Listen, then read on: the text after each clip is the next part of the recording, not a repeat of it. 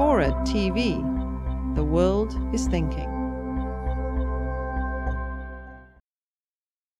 My interest is in the leaching of military technology into domestic law enforcement. I know that there are some systems that have been used, especially in the United States, like the active denial system and the long-range acoustic device, and there is an increasing tendency of law enforcement agencies to rely on drones to improve their capacity for surveillance. What do you think is the future for this sort of technology in the domestic law enforcement realm?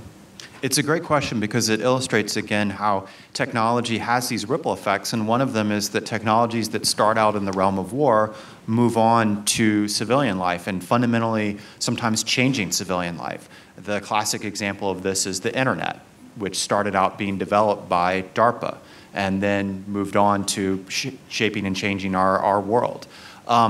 The law enforcement side of this is very interesting. So the Predator drone. Do you think the Predator drone is a military-only technology? Well, too late. It's already being used by a number of law enforcement agencies. In the United States, for example, it's utilized for border control.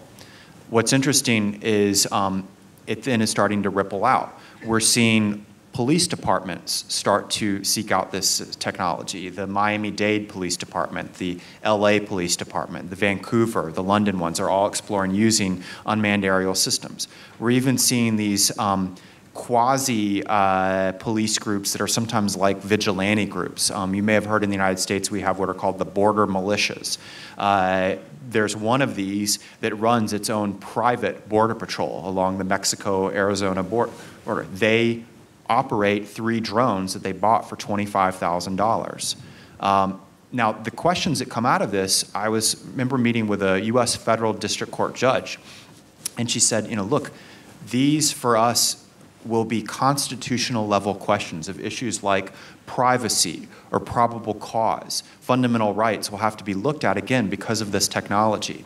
So, for example, a search and seizure warrant. In the United States and in most Western democracies, usually it's been that the police need to see something to be able to enter into the home. They can't look over the fence. In Northern California, in the fall, we had an interesting illustration of the changes of this. We had forest fires there. And so they asked the U.S. military to retask drones that had been used for trying to find terrorists to fly over the forest and see where the hot spots were so that firefighters could more efficiently put out the fires.